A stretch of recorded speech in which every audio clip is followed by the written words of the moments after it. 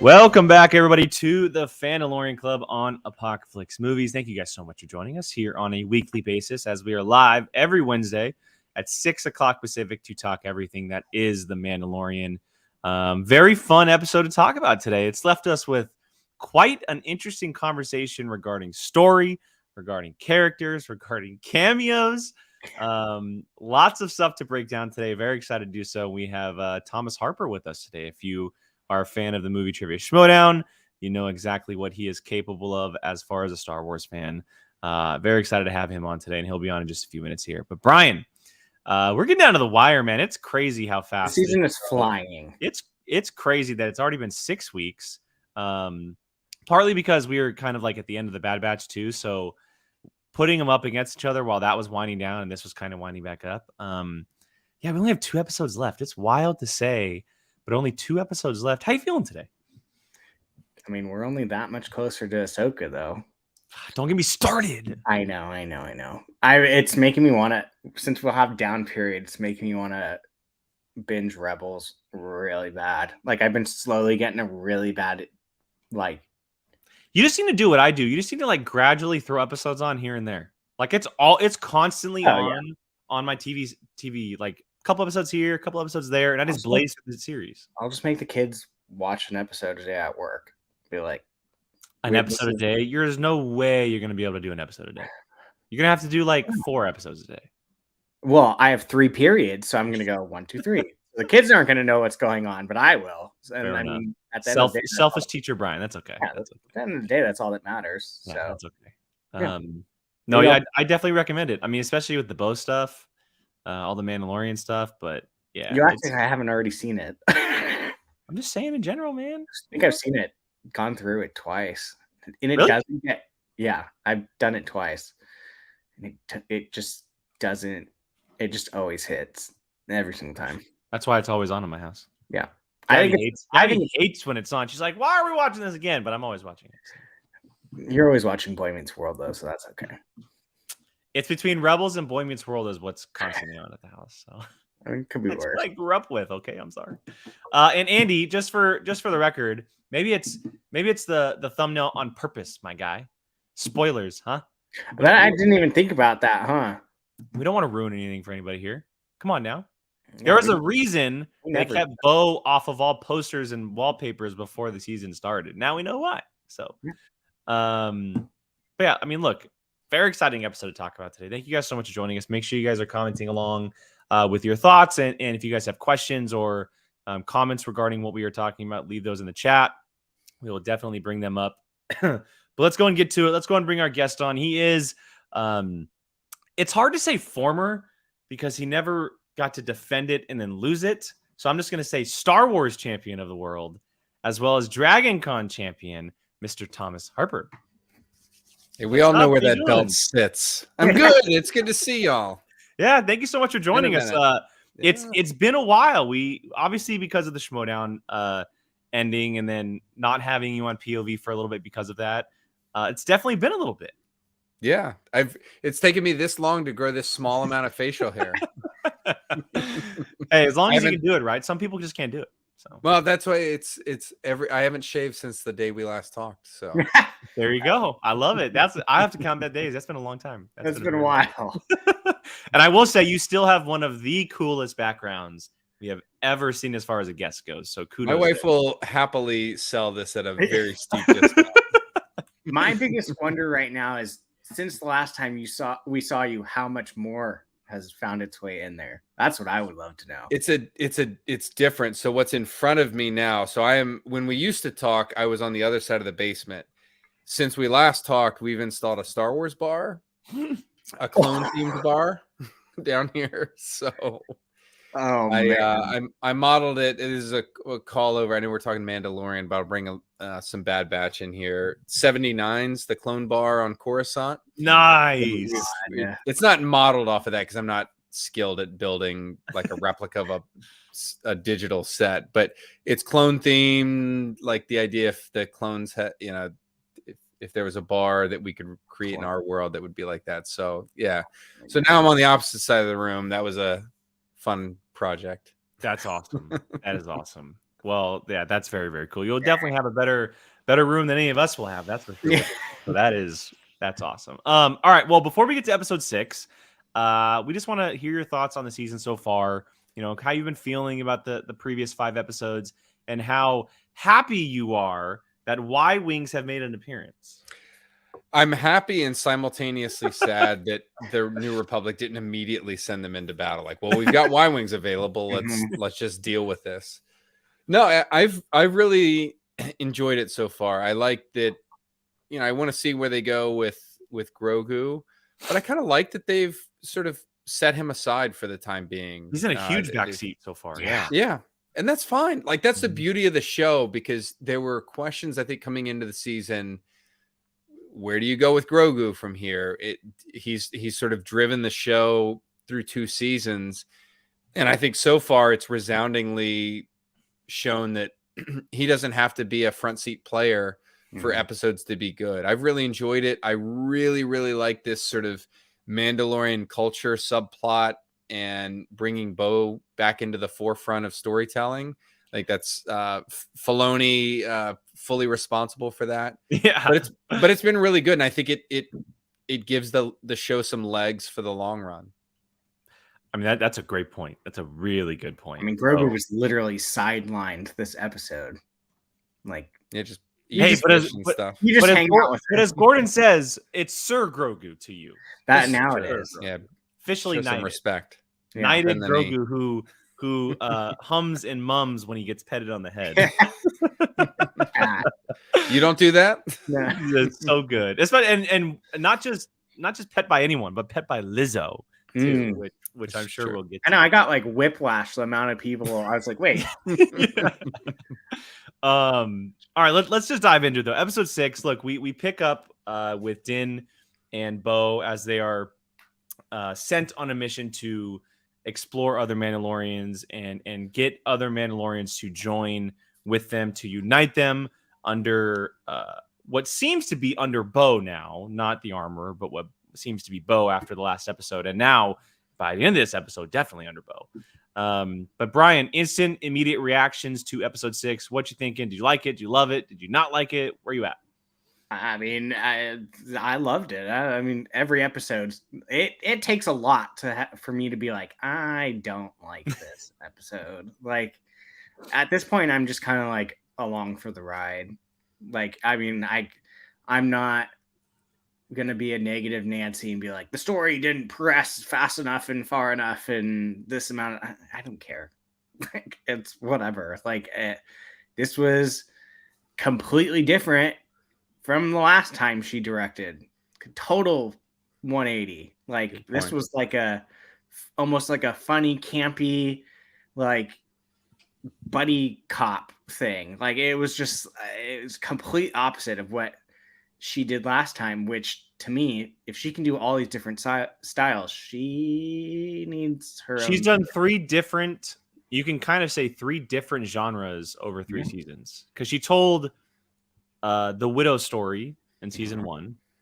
She told the Bo story in season 2 with the other Mandos, and then kind of a sequel episode here, which, and what Brian's explaining, is like a buddy cop. Bryce Dallas Howard has the goods. Like, she is good at Give what her she the keys to Jurassic Park. Just I love that. Everyone keeps saying, give her a Star Wars movie. She's done enough in Star Wars to where I would love to see her in other stuff, and Jurassic Park is really good.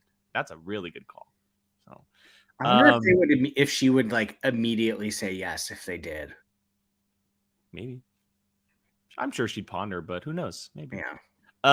Yeah, look, I loved it. I really enjoyed it. I love how this show can tell so many different types of stories, but we're still able to have fun and kind of like get involved with what's happening. I feel like I'm just like there with them every time I watch this show.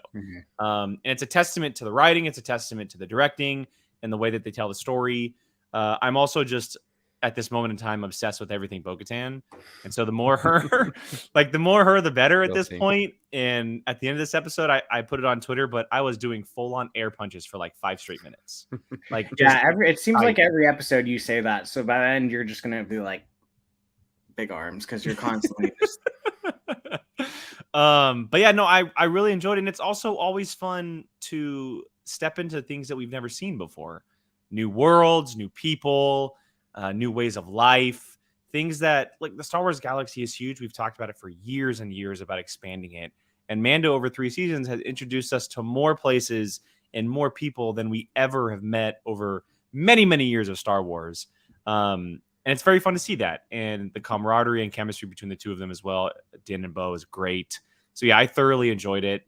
Anybody who says they didn't, they might not be looking at the episode as a whole. They're looking at it as like the overall picture, which I get, but I think the episode was great as an individual episode. So, Thomas?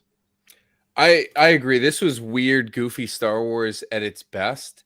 And I'm really glad that Favreau and Filoni are okay with that being present and lean into that.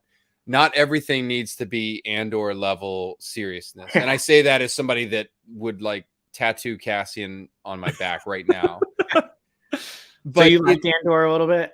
A little bit, yeah, okay. A bit. But all Star Wars doesn't have to be there. This reminded me of some of my favorite goofy Clone Wars episodes, like Droids in Distress, where R2 and C-3PO are just exploring weird worlds, or like the arc with Colonel Meeber Gascon, the little guy that leads the crew of droids, where you're going to weird, unknown places. It's, Jake, as you said, like expanding the fabric of the galaxy.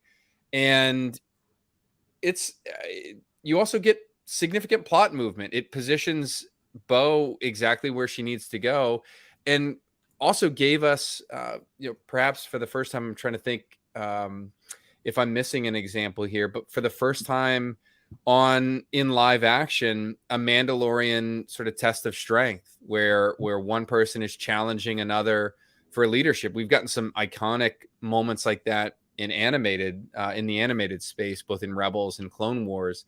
But it was awesome to see that sort of battle for supremacy, that sort of core component of Mandalorian culture played out here. So you have this goofy, fun, you call the stakes whatever they are for the first part, but it ends in a really meaningful way as far as the overall arc of the story goes. So it's I thought it was a really well-balanced episode in that regard. Yeah, I agree. And we'll get to it, but I am so in love with the like old school culture that they are constantly adding to the Mandalorians. Like, from what we know to now just learning more about them, like the knighting, and it's like Viking versus medieval, and it's like this super cool, interesting combination of so many cultures from the past, but combining them all in one. And we're learning new things every episode. We'll get to it because it's obviously the biggest part of this episode. But Brian, I want you to start us off. So we get to this new world. We're introduced to this whole new way of life. We get cameos. One of my favorite things. Okay, go ahead. Sorry, my bad. Go ahead. The Mon Calamari and the beginning of the episode. That's right. Story. That's right. That's right. Was rolling laughing at this, like, just like him being like, "But we need to be together." Like, it was. I was just like, they look so good, by the way, in live action. Like, they look so good. The Quarren look even better than they have. Yeah. Yes. And the reason I bring this up is because they're doing what I said I wanted at the beginning of the season. Is I wanted to see more alien species throughout episodes, even if they're just casually walking around. Mm-hmm. I don't want to see humans all the time walking around.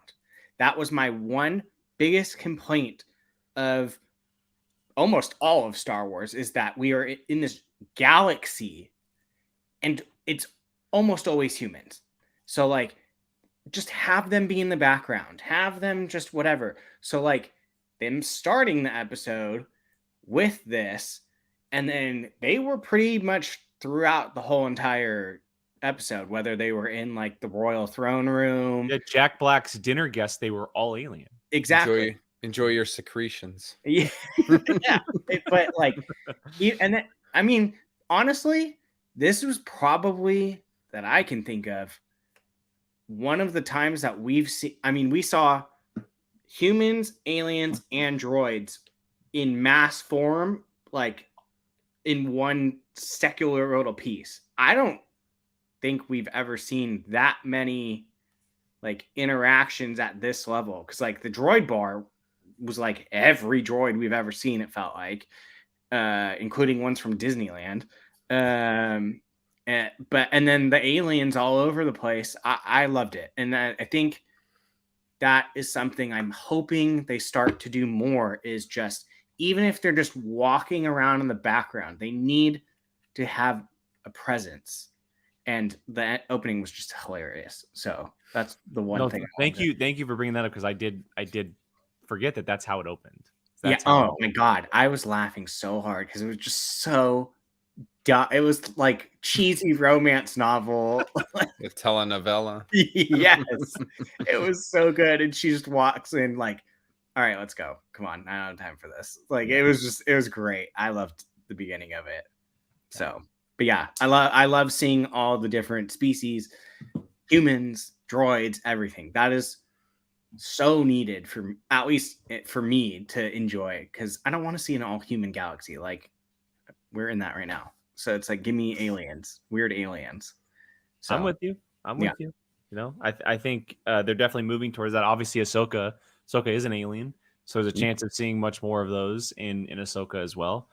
I thought the opening was great. It was a great little touch, fun little intro, cold open to reintroduce us to the Mandalorians, and kind of what they've been up to, and seeing what the Mon Calamari and everybody have kind of been up to as well, because that's a species in a world that we've touched a little bit, but haven't touched like a lot. And I would love to see more of them in the future. And maybe we're just kind of inching our way there. But yeah, it was a great cold open and kind of interesting way to do it all. That's for sure. So, and they've nailed the look of the Corrin too. Yeah. Like it's down to a science. Improved. Yeah. They look so good. They look so good. So. And now you can get into the meat of it. No, it's all good. It's all good. I'll let Thomas start. Thomas, the beginning of this episode, outside of just the cold open, when we get to this new world, we're introduced to Jack Black and Lizzo and this high society and interesting world that we've never seen before. What was your first impression of all that? I love when we're exposed to new Star Wars, and I watch these episodes before the sun comes up. So it's usually just this dazed reaction where I'm like wide-eyed, as wide-eyed as you can be at that hour, and like, whoa, like trying to soak in everything, but I don't want to pause it. That was the feeling that I got here. You had some real sort of Mandalore vibes with the domed cities. Sort of like, I almost thought, like, did Mandalore regrow and did they rebuild Sundari? That's what a lot of people were predicting in the trailer, because that was a shot from the trailer, and everyone thought, they were like, "Ooh, is that a flashback? Or did the Mandalorians and no, they're throwing us for a loop again." I love that. I love when they do that and everyone's wrong.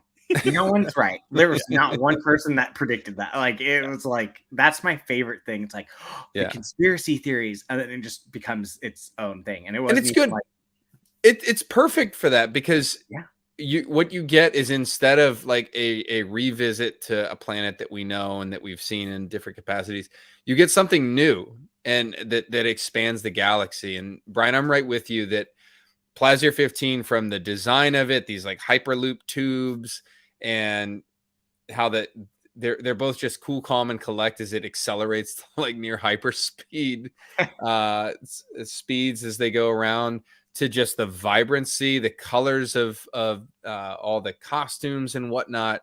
This felt like just that sort of pure feeling of like Star Wars exploration. Like I want to go back and rewatch just for the visuals to go look at all of these things. I was like trying to scan quickly the aliens that were at the table enjoying their secretions. I thought Lizzo's dress and the like digital component that was like the holograph or whatever. Yeah.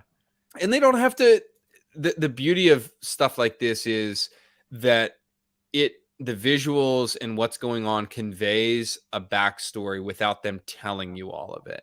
It's sort of like in media res, like getting thrown into it, but not at the beginning of, traditionally how it's used in film. And I love that, because it left me wanting to know more. I want to know more about Captain. It looks like Bombardier, but Bombardier, or however they pronounce it. I want to know more about the Duchess. I want to know more about his past as an Imperial.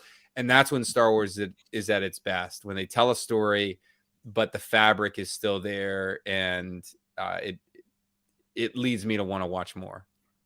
I'm with you. I'm 100% with you. It gave me a very Tomorrowland vibe. Yes. Like at its height, like Tomorrowland when it's at its absolute best with the light rail and all of that stuff. It was very interesting look into Star Wars. It didn't at times it was like, ooh, like does this fit into Star Wars? But then when you kind of see it all come together, it fits into Star Wars. Like Yeah. it totally fits into Star Wars. Once like the explaining happens and you kind of start to see like the lower levels compared to the higher class, it totally fits into Star Wars. Well, it's also another like one of those things, like how I said about the species, like stop showing me the same humans than like one other species. Same with places. I don't need to go to the same place every single time. Like we get it. We get Tatooine's the desert planet. Like we got it. Like I mean, I love going there, but like show us something new.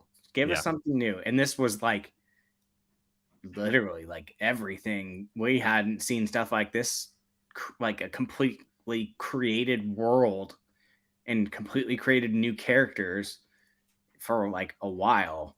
So it's kind of refreshing because like you said, now you're like, okay, how did he get in this position? What is happening? Like I enjoy when they completely change the script. So all right, before we move on, we did get a super chat, so I'm gonna go ahead and bring that up from Tim Sim. Thank you so much, Tim. hello, Tim. Tim? Interesting thing after seeing this episode, I chatted with someone over this, and he said that he's been spoiled by Andor and Rogue One, that he doesn't like this episode and wanted Star Wars to stay mature. Interesting. That's the beauty of Star Wars. It doesn't have to always be mature. I mean, Bo-Katan kicked that guy's ass. Mature loosely. Like that's a very loose like, term in the moment. But like we had, like Thomas mentioned earlier, the episodes of Clone Wars with like droids. Like that's not super mature. Whereas some of the Clone Wars episodes were extremely mature. Like we're able to play in a very loose ground with Star Wars when it comes to like maturity and seriousness and intensity and stuff like that. Yeah, even if you take the original trilogy, there were chunks of that movie that catered to all different audiences. Even in something as serious as Empire Strikes Back, there were goofy moments. You know that like C-3PO's head is getting tossed around Chewbacca by the Ugnaughts, and like he puts C-3PO back together. So like Star Wars has always been a patchwork of these sort of different flavors, and the best thing about it, if you don't like it, just don't watch it. Just skip this episode when you rewatch, or just watch the end and the fight scene. If that's the Star Wars, if that's the flavor of Star Wars that you want, it's available to you now. And Jake, you make a great point about the Clone Wars, where you had an entire series, and Rebels was the same way, where you had these sort of big story anchor points, like the Ahsoka on trial, or the conspiracy. Fives discovering the conspiracy with the clone inhibitor chips. But it's always balanced because it's a serialized show. The movies were envisioned in that serialized capacity. And if you go back to any serialized television show in history, they're all like that. They're not cut from the same cloth. But what I love that Lucasfilm has done so far, and that Disney has embraced, is the willingness to take certain aspects of the franchise and dedicate them to that more serious vibe. You're going to get an Andor season 2. I would wager to guess that Ahsoka is going to have some really serious components to it. There's always going to be a space for you in the fandom, and that's what makes this fandom second to none. Agreed. Echo everything. All right, next part of this episode that we can kind of break into is the droid aspect of all of this, kind of the big chunk in the middle here. So Bo-Katan and Mando, or Din, I should say, are here to look for other Mandalorians. They want access to talk to other Mandalorians. And Jack Black and Lizzo are basically saying, we'll give you access if you do something for us, which we've seen a million times in television and film. And it's totally okay because it totally fits. It makes sense. If you're someone in their position and you have 2 Mandalorians sitting in front of you, of course you're going to want their help. Like, and they explained it too. that's what I was going to say. I like that they didn't just be like, well, if you do this for us, we'll do something for you. It was more like, hey, we're in a bind. Like our hands are tied by these people, or literally our people. Like we can't do something. Like, do you mind taking care of this? And it was like, no, like Yeah, so we see a big story sequence of them chasing down where the droids are kind of coming from. Who's reprogramming them? I don't know why I had a hard time saying that word. Reprogramming, thank you. Ugnaughts are involved. Really cool scene with Bo not being able to communicate with them, but because of what Din has gone through in the past with Queel, his ability to communicate with them, and then that quite amazing scene of Din just kicking over battle droids, which was absolutely fantastic. Love the moment so much. Giant chase scene downtown. Brian, I'll let you start us off here. What did you think about everything regarding the droids? I mean, anytime I get to see prequel stuff, like my child heart gets like super excited. Like, and those were always no, that's not true. I was gonna say those were my favorites, but I like Droidicas. I like that battle droids have just made a huge resurgence. Yes, and I mean, it was just, I mean, they make sense to be like repurposed to be like lifters and stuff like that. It made sense. It wasn't just like a oh look, we're gonna put battle droids and stuff in it. Like it wasn't just like a fan service. No, they were literally lifting and doing stuff. And it's funny because it was giving me like slight like Wally, where like the humans are too lazy now, so they just have machines do everything for them. But Din was kind of a badass this episode. Like he like almost, I think every single time like took over and was right. Like she wanted to talk, he started kicking the droids. She went to the Ugnaughts communicating, be nice. He did it his way and got through. So it was kind of like cool because it was really in a way like reckless, but it worked. And yeah, I mean, I was sold once I saw the old battle droids. Like I was like, okay, we're good. Just continue on. Like, it's been interesting for Din, obviously, ever since or from the first time we met him. He was against all droids, just period. Whatever kind of droid it was, he was absolutely against. But over time, that transition, his experience with IG-11, obviously, but then as the droid and the story kind of came along, like R5, for example, he's all about the droids that are much more like on a lower level compared to the action-oriented droids. The second someone or a droid comes into play that has the ability to kill someone, who can endanger someone, who kind of makes him reflect on his past, obviously, because those are the specific droids that attacked his home, everything goes out the window. He is all about figuring this out, getting to the bottom of it, just turning the place upside down to do what he possibly can, because we haven't seen that from him in a while. He's been very calm and collected a lot of the time, and he kind of has these moments of doing something. This is the first time we've seen Din like this in quite a bit, and it was fun to see because he has been so level-headed for such a long time on this very straight path to a specific area, and you put him in a situation like something like this, everything just gets thrown out the window. And it's a completely different style of Din, and I really, really enjoyed it. I agree with you, Brian. He kind of did take over. I love the Bo moments, obviously, because I love her. But seeing Din kind of take over and do what he needed to do was very, very cool. And think about the last time we saw him interact with a battle droid. He's a kid or a super battle droid, and a super battle droid was about to kill him before he got rescued by Mandalorian. So this is like the droid type that he probably has the biggest axe to grind against. So I loved seeing him kick them while they were walking around just trying to do their job. It also makes this is a great example, and the inclusion of the droids here is a great example of fan service that is story driven, because it's an obvious prequel callback that's going to scratch a lot of itches there, but it just makes sense. Millions of these things were in service during the Clone Wars. It absolutely makes sense that they would still be around. They got deactivated. Not all of them got decommissioned and scrapped. So they're out there. Some of the earlier Thrawn books revolve around him getting droid parts and dealing in old separatist tech.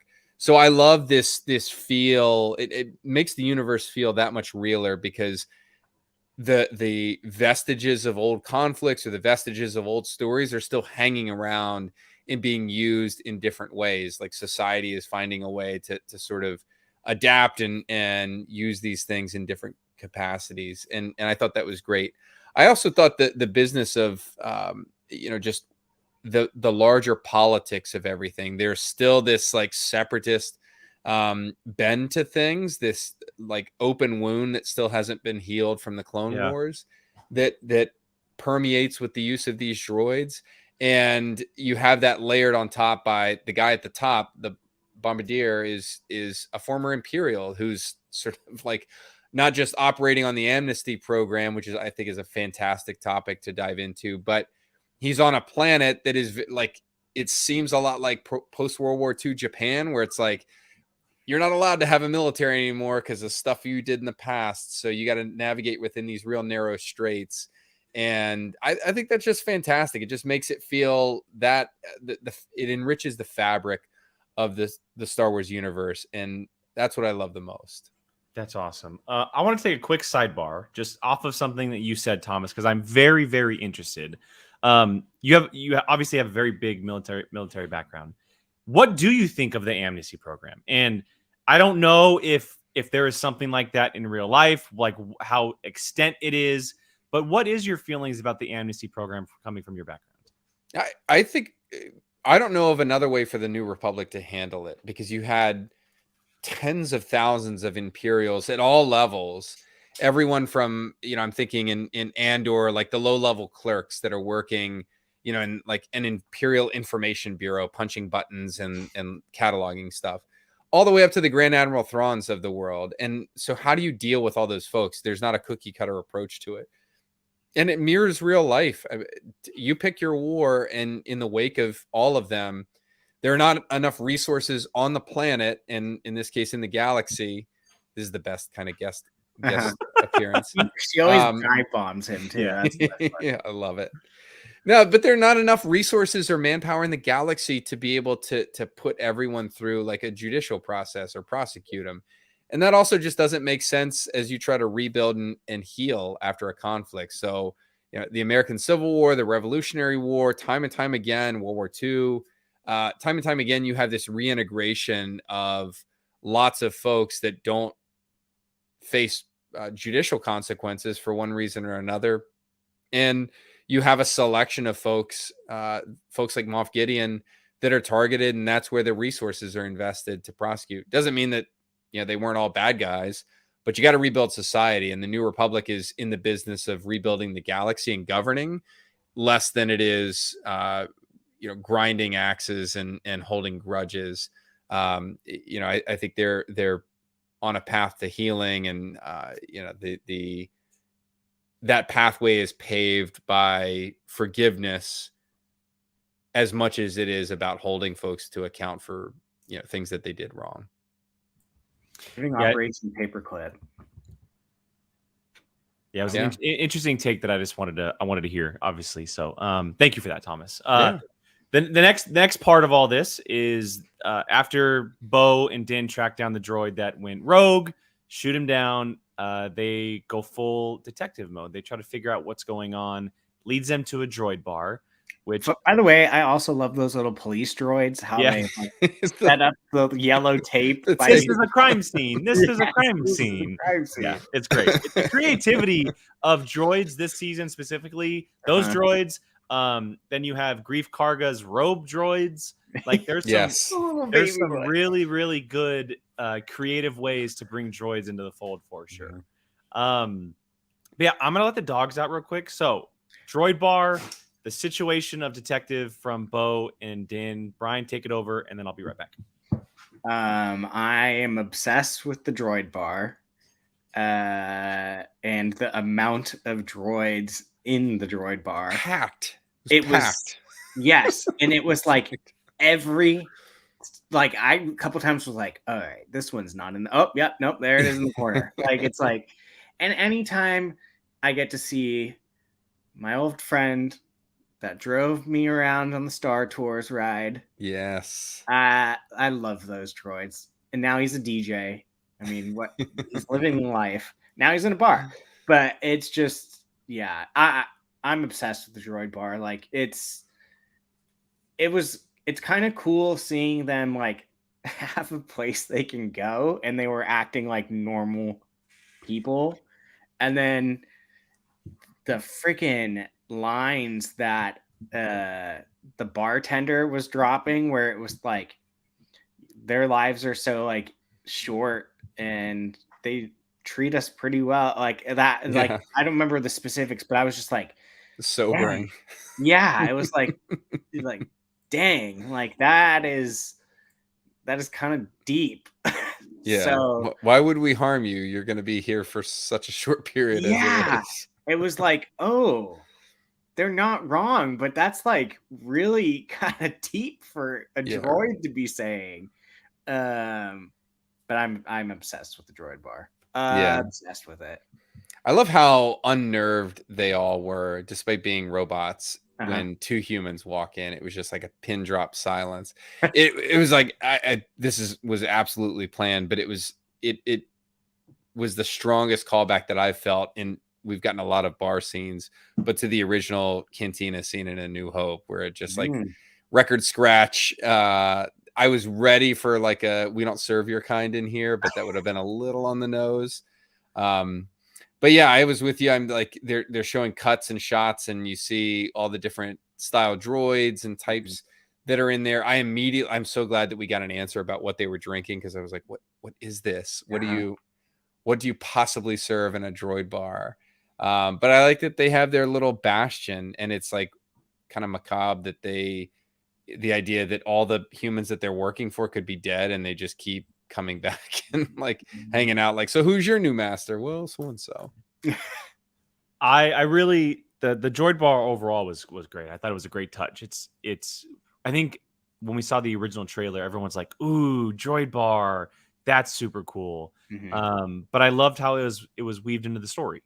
Like that it was a major part of the story, obviously, with what they were drinking, and it was a specific batch of what they were getting. And it's just a very creative way of kind of just bringing that all together.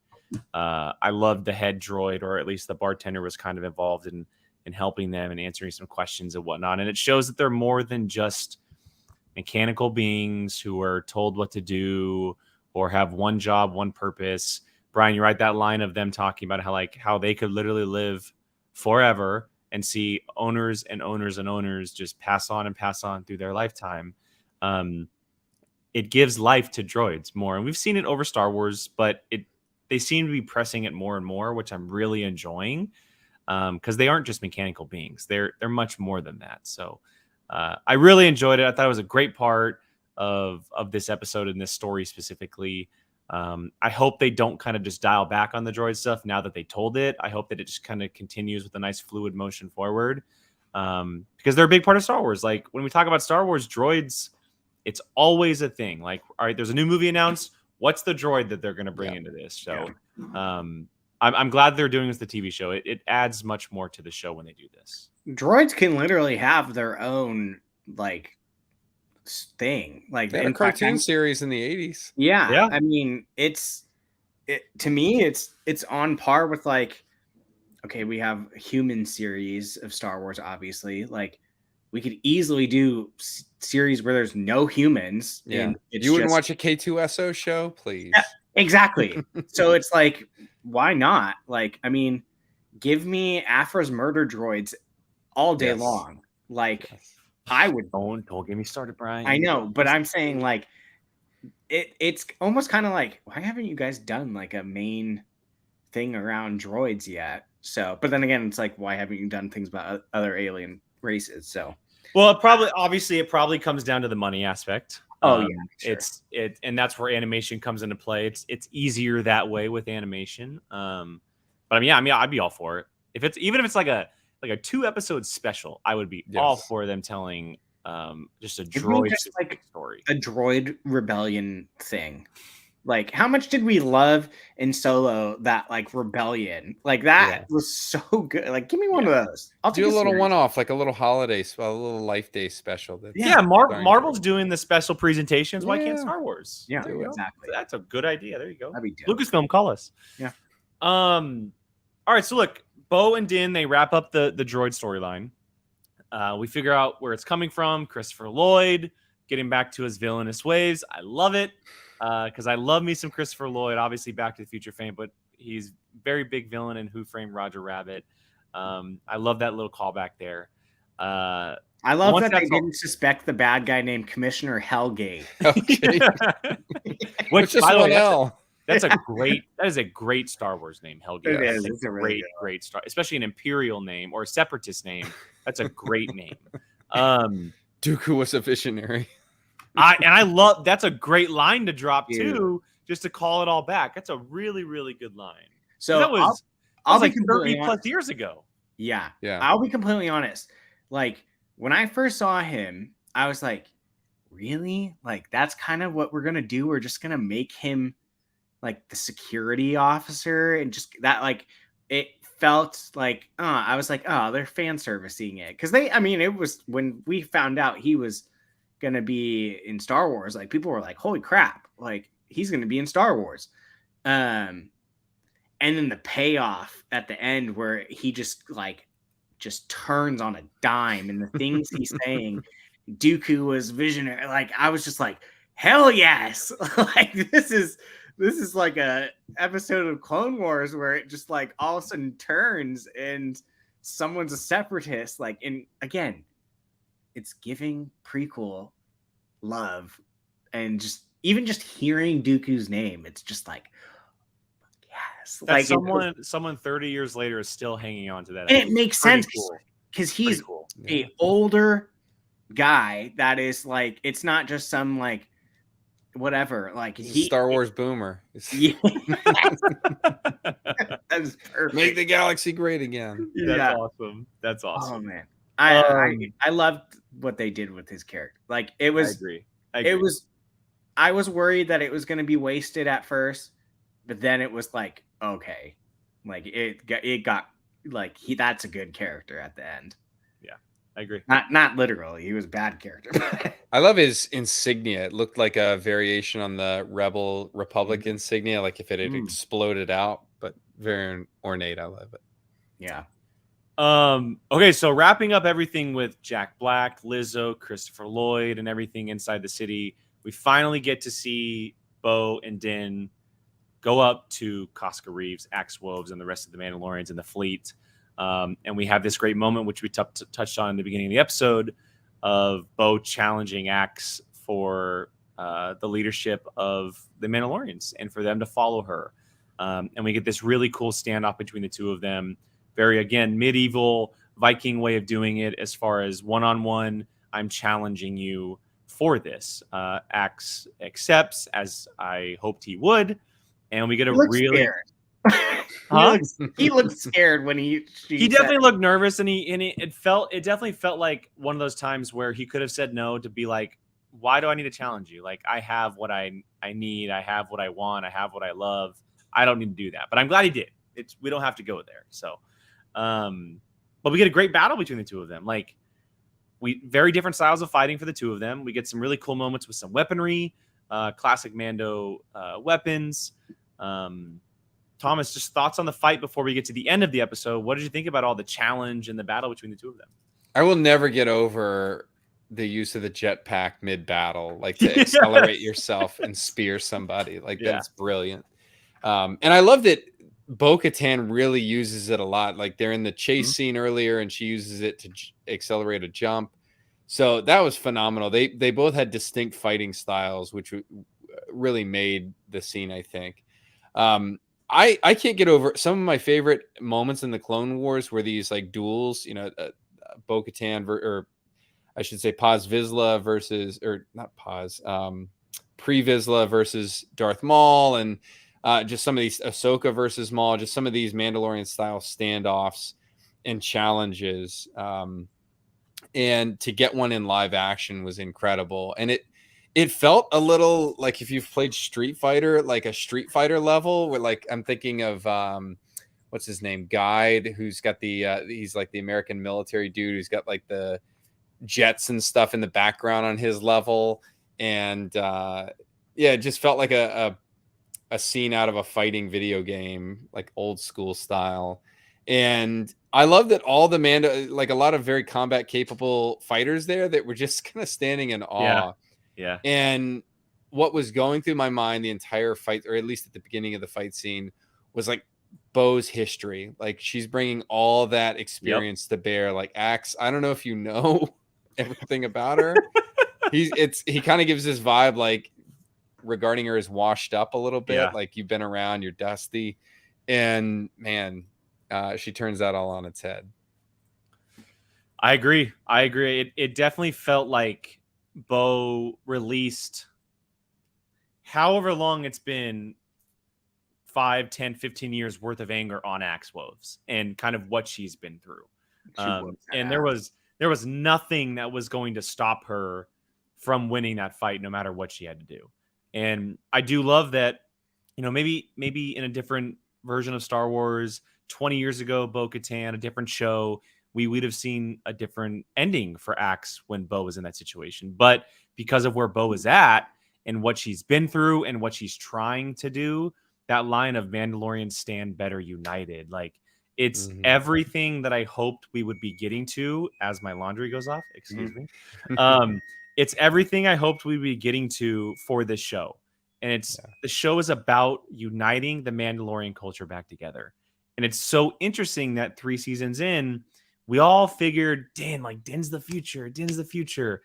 No, like this whole Din season can't even use the Darksaber. Yeah, like it's been about pushing her up and bringing her back to a point where she feels not just comfortable enough, but good enough to stand in front of them and be like, this is what needs to happen. Because Bo last season, Bo at the beginning of this season, she doesn't feel a certain way to be able to stand atop all the other Mandalorians and guide them. And now she is at that point. And I love it. It was a big moment for her. It was a big step for the character, big step for the story. The action was obviously very cool. And me being a Viking fanatic, I'm like, yeah, this is what I love to see. It was just very, very cool. So I'm glad we got that moment. The music too was great. Just overall, really good stuff. They were definitely doing some death blows, like the knives. Like I was like, oh, like whoa, easy. Yeah, I was, and then after the yield, like I was like, is someone supposed to die at the end of this? Because like this doesn't look like it's just like hand like basic.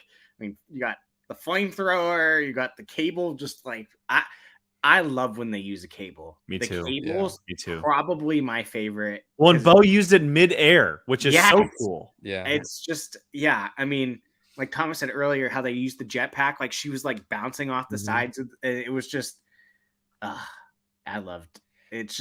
It's cool seeing her be just as badass as she was in the animated in live action.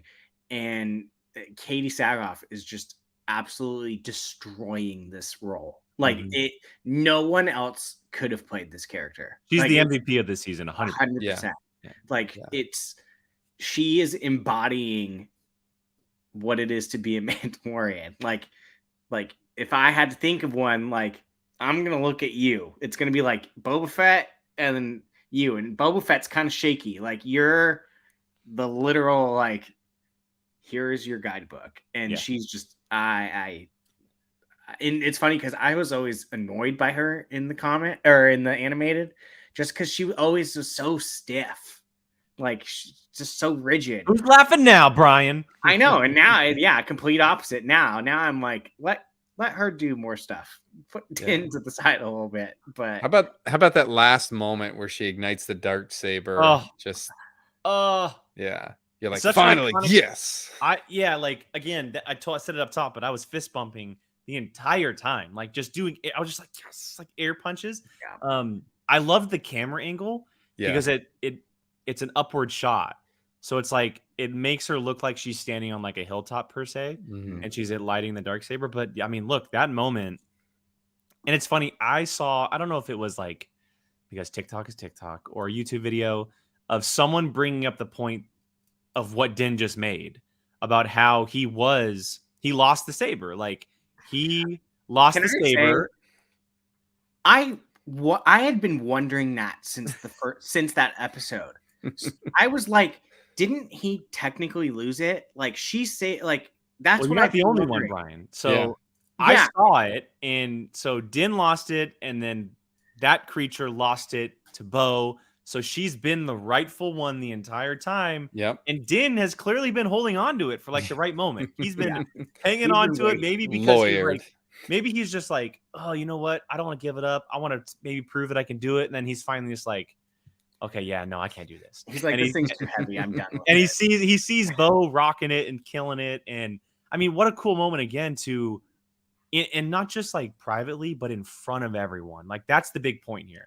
Yeah. Is he did it in front of all of the Mandalorians that left her, not the Armorer and Paz and all of them, but the ones where the Darksaber means the most. It means the most to them, and to do it in front of them is a big deal. I mean, the next 2 episodes, we got a group of Mandalorians to follow. It's gonna be dope. Yeah. Who may or may I was not. like, boom, lawyered. It was a lot like, if you remember in the last season of the Clone Wars, when Rex makes this like technical argument about Ahsoka not really being a Jedi, so she's not subject to Order 66. I was like, this is beautiful here. You're trying to lawyer a bunch of Mandalorians. Mm-hmm. She's still gonna have to fight for it, but yeah, that's okay. Jake, if you want to look at her holding it one more time, I put it in the overlay. Oh, did you? But here we go. I'll bring it up. Here we go. It's just Nice. That's it's so just, sick. Yeah, seeing her be the one holding it just feels right, like in a way. Well, Like, she just knows how to hold it. Din's like he's like. I love when it's just like hanging, like it's just like he's. At least like, we got to see him use it one more time in the episode. Yeah, that's fair. Before he handed it off, you know. But even when he did that, it looked like he was like, oh yeah, just it falls straight to the ground. It just falls straight to the ground every time. It's too heavy. Yeah, exactly. And honestly, look, like I know the conversation has always been about like Din being Mandalore, reuniting Mandalore, holding the Darksaber, him and Grogu.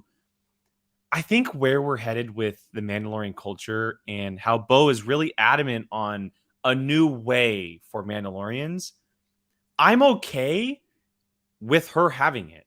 Like maybe 2 seasons ago, I was a different story, or when the Darksaber was first introduced. But as the story has gone on and where we're currently at, I am 100% okay and happy that she does have it, and hopefully she keeps it. Like hopefully it doesn't like rotate back and forth, but I'm all on board for her having. The only way she's getting rid of that is if someone kills her, because she's like, I finally got this thing. I have to lop my head off. Yeah, exactly.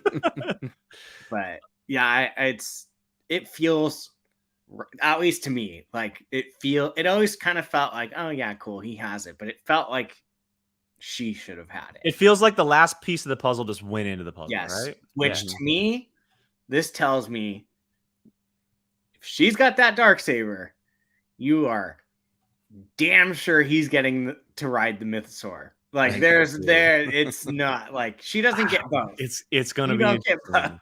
It's gonna be very, very interesting on where it goes. I'm very curious. And we only have 2 episodes, which is scary to think about, but all right. Well, before we start to wrap up, we did get 2 super chats. I want to make sure I get them up here to discuss them. The first one's from Tim Sim. Thank you, Tim. Thoughts on the season so far with 2 episodes to go and where it could wrap up in those episodes. Thought it was slow and didn't get hooked until episode 5. Ooh, interesting. Episode 5. But some thought the season and Din's character regressed. Thomas, why don't you kick us off? Can I wait before Thomas, you answer that? I was going to ask you which episode has been your favorite so far. Kind of along with what Tim's saying. Yeah, I think my recollection of episode numbers is worthless, but I really like the episode where Bo finally gets brought into the covert and you start to bridge that gap, because what's beautiful here is it's a massive payoff this season has been for folks who have watched the Clone Wars, who have watched Rebels, who have sort of absorbed Bo-Katan's fuller story arc and the Mandalorian's fuller story arc, because you have all these pieces out there where the society has been fractured even pre-Empire. You have Death Watch and the new Mandalorians who are at odds. The society never felt stable. The Empire comes along. Obviously, you have the Purge there on Mandalore. And Super Commando, just like all sorts of division. she is this great vessel for bringing everyone together because she's able, as the armorer said, to walk both ways. And I think it's beautiful. Like the hindsight that has come in from this season is awesome, that it takes someone walking both ways, both worlds, to be able to bring this culture back together, because you've always had this great divide between sort of the we'll call it the orthodox Mandalorians that are like locked on this like old school culture and the sort of core warrior mentality, and those who want to advance and you know, branch the culture out into other things. She's able to be the span that brings those two sides together, and quite literally nobody else can do it. Mm-hmm. And it's been a massive payoff. And for those that haven't gone out and watched, I hope this is a good excuse for you to go consume, you know, go binge Clone Wars, go binge Rebels, because the payoff of this season will be even greater once you do. I think you are very right in that sense. The ones that don't know as much, people that didn't watch Clone Wars and Rebels, are probably the ones that aren't enjoying it as much as the people that did. That, I mean, I would love to see, because I have been texting a couple of my friends. They're like, I don't really even understand what's going on at this point. And I'm like, how do you not? But then it's like, well, I mean, that's true. Like, there was a lot of stuff like we know from Bo-Katan's Clone Wars stuff. And so it's like, I would be very curious to see the, like, versus like who has watched the animated versus who hasn't, and see which side is enjoying it or not more. Yeah, because otherwise, the recap of this episode at the first 60 seconds or so, that's all you know of Bo. If this is all you've watched, they meet her aboard a ship. You know, she helps save Grogu. She's got some sort of checkered past, and she's trying to reassemble a fleet, and that's about all you get. That's enough to tell a story, but it's not enough to give the full flavor of a character. And I'm glad that they don't care, that the storytellers are like, this is the vehicle that we're going to tell the story through. This is the story we want to tell. You don't have to go watch the other stuff to enjoy it, but if you do, it's going to be better. Yeah, fair. All right, one last super chat before we start to wrap up here. This one's from Andy. Andy, thank you so much. As much as I enjoy the similarity to Rebels, I think it would have been much more interesting to see Din and Bo fight for it, because he's so terrible with it and he gets his ass whooped. I think that's exactly why he chose not to fight. Yeah, right. He knew. He probably knew exactly what was about to happen. No, I mean, in all honesty, I mean, I definitely think that at the beginning of the season, before everything started, I did have the inkling of like, okay, I do think they're going to challenge one another at some point. Like, it just felt like that's kind of where we were headed. Mm-hmm. But as the season has gone on, I like the decision of what's being made because of where Bo's story has gone with the armor, with seeing the mythosaur, with her kind of reinvention of herself and where she's headed as not just a Mandalorian, but as a leader. So as much as I would have loved to see an action sequence of a battle for the Darksaber, that's the old way of doing it. And we've seen, as Bo says, it doesn't work. Like, it just does not work that way. And I think she's trying to create something new. And Din clearly understands that. Plus, he never wanted it. He doesn't know how it works and what's supposed to happen. He didn't even know what the Darksaber was until he found it. Like, he it literally makes a lot more sense this way. In that, when he got it, he was like, here. Yeah. Like, no, I can't take it now. And he's like, I don't want it. Like, here. Din with the Darksaber is like when my little sister got an N64, like the year it released, and I'm like, you don't even know what this is. Like, why do you have this? I'm taking it. Like, goodbye. It's fair. The difference is we battled for it, and we, I'll leave the result out, but we did in fact have a battle. It makes sense. It, like I said, for me at least, it never seemed like he was the one that should have had it. At least to me. Yeah. I just never, like, he never wanted it. He sucked using it. It just always felt like it wasn't in the right hands. Now it does. Because it's like, I mean, that's all she ever really wanted. But she's also grown quite a bit from when we saw her in Clone Wars and Rebel. I drastically, almost like 180, because she was so. And Andy said in the comment, because I said it while I was talking, he said, but they also established that handing off the saber didn't work either. You're 100% right, but Bo was a very different person then. And it could result the same exact way. Who knows? But she was very different from when she got handed it off in Rebels from Sabine. So, I mean, didn't she, correct me if I'm wrong, in the episode that she saved him, didn't she grab it and go like, here, you drop this or something? Like, so like, I mean, it wasn't so much handed to her as like, you were the one that technically found it. So it's like, I think it was fine. If people are getting worked up over it, you're overlooking. He's gonna write a mythosaur at some point. Just chill. Like, that's gonna be way cooler. All right. Well, Thomas, one last question before we get out of here. We asked this to all our guests here because there is a few episodes left. Is there, or what is the kind of one thing that you would love to see before season's end, whether it be a character thing, something happen on screen? Is there one thing that stands out above the rest? This should be good because you got a Y-wing. So what else could you want? That's true. That's true. Those in battle. So we know Moff Gideon's coming back. Yeah. I want to see him aboard like a remnant, like a rogue Imperial remnant Superstar Destroyer. That'd be like cool. One of those. I go back like the very first trilogy of books, the Aftermath trilogy. There was like a bit about the missing catalog of Superstar Destroyers. Like not all of them were accounted for. So that would be amazing. Like I'm up. Guess who upgraded? You can have my light cruiser. That'd be very cool. Yeah, it's interesting. I mean, it's 6 episodes in. We have not seen. We've only heard about him twice. He obviously He's coming. Either escaped captivity or was taken from a captivity. Am I the only one that still thinks that Axe Wove and them are the ones that got him out? Could be a frame. They're trying to frame Mandalorians for this. Yeah, I don't know. It's interesting. I mean, it's definitely up in the air. Like there are multiple possibilities because we have 2 groups of Mandalorians and that the Dark Troopers just sitting there. Who knows? Like maybe there's more of them out there. That I want to see more of. Oh my God, what's her face? Casca? No.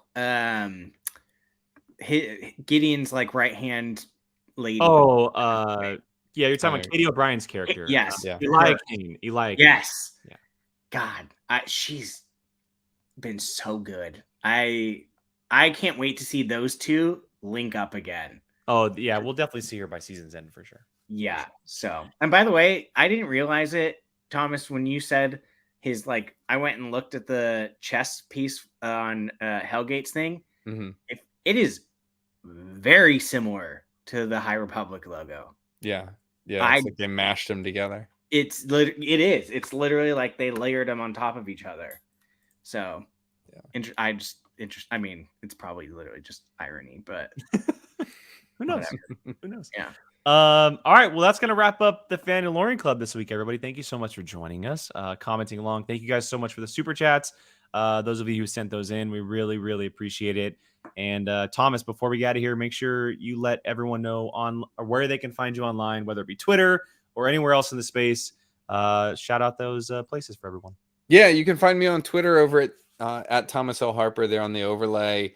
Mostly just yell about Y-Wings into the void. But yeah, love to engage on there. I will not be at Celebration, sadly, so my FOMO is strong this week. But for those of you who are lucky enough to be out there for it, bring me something back nice, I guess. In a work capacity, for those of you that know, I work for the Red Cross, and we do a lot of like pop culture type stuff, teaching the laws of war. And so on May 4th, that evening, we'll have a presentation on Star Wars and the Law of War. So that's awesome. Our annual tradition. Look out for that on my Twitter. Yeah. That's awesome. Well, again, thank you so much. Isn't it like the, what is it? Like the Jags type show-ish one? You did it at Comic-Con, like that type. Yeah, like a mock trial type Yes, deal. yes. Like, Yeah, it's been a minute. Yeah, it's been a minute since I've gotten to do something like that. But yeah, that the Legal Geeks is I'm Legal still Geeks, active with that's what it them. was. Yep. Okay. Yeah. Got it. Well, Thomas, thank you so much for joining us No, thank you. today, hanging out and talking Mando and Star Wars. We really appreciate it. It's good to see you. Good to talk to you. Good to see y'all. Glad everything is going well. For everyone watching, you guys know where to find us. You're here every week. All the links in the description below. You can click those down there for myself, Brian, and the rest of the Apocalypse crew as well. Check out tomorrow morning. The Bad Batch finale review is coming out. We were able to record one. We apologize for being a tad bit late, but our review will be up tomorrow morning around 9 a.m.